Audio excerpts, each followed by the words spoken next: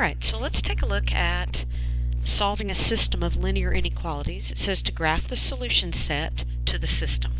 So these are linear inequalities, meaning they're guaranteeing us that they're lines, right? But they're inequalities, and so we're going to have to remember to shade and to pay attention to the type of line that we're going to use. So in this one, let me go ahead and just highlight them. This one is going to be a solid line.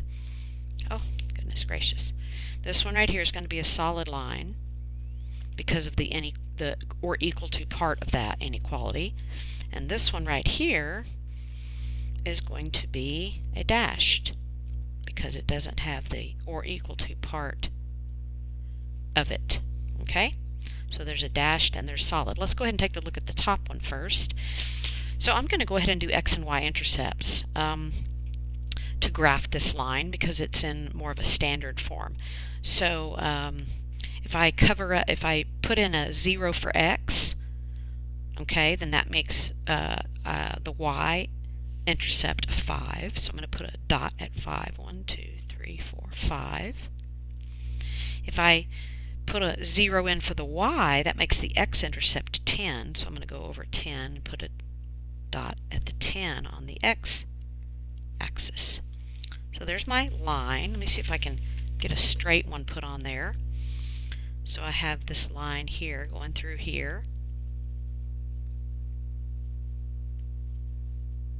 There it goes. And now I'm going to go ahead and lengthen that a little bit right here. Lengthen it this way. There we go. Good enough. Okay, so there's that line. And let's go ahead. Oops. Come on now. Alright, we're going to go ahead and take a look at which side we're going to shade. So for this line right here, I'm going to make a test point.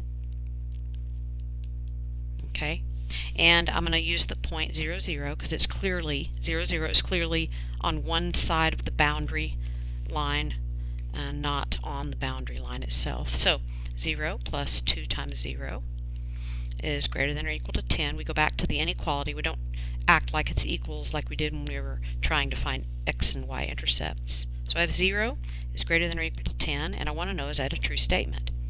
Heavens no, it's not true. So 0 is not greater than or equal to 10, and so that means that this point here is the false side of the boundary, and the false half plane. So I'm going to go ahead and shade above.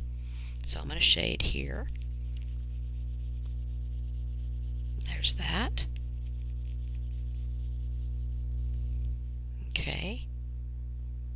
X-intercept, that y-intercept is 5. Okay, looks good to me. So now let's go ahead with the second line here, and I'm going to graph this one a different way. I'm going to graph this one using, because it's in slope-intercept form, I'm going to graph using the y-intercept, which is -3. -3. And then I'm going to move up 1 over 2. Up 1 over 2. Up 1 over 2. There's my line for that. Okay. And now this one, remember, is going to be a dashed line, so I'm going to make it dashed. I guess I could use that tool. Make it nice and straight, but this is good enough. There's my dashed line. Now, which side am I going to shade? I'm going to go ahead and do a test point.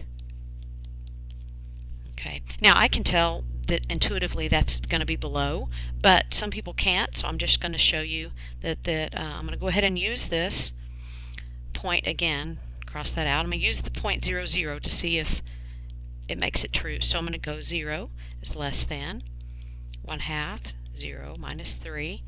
So 0 is less than -3. Is that a true or false statement? That's false, right? That's not true. So that means that this is again false for the other line too.